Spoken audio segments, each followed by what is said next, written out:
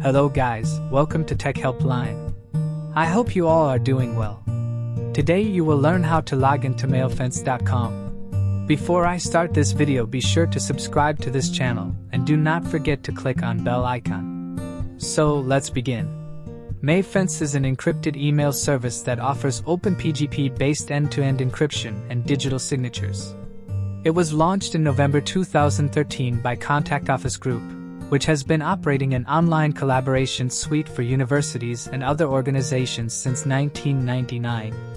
In order to log into the Mailfence.com, you first need to open your web browser and type Mailfence.com in the search bar and press enter. Now it will take you to the homepage of Mailfence.com. At the top right corner of the page, you will see the login button. Click on it. Type your email and password and press enter. It will take you into your inbox. Thank you guys for watching this video, and make sure to subscribe this channel and don't forget to hit the bell icon.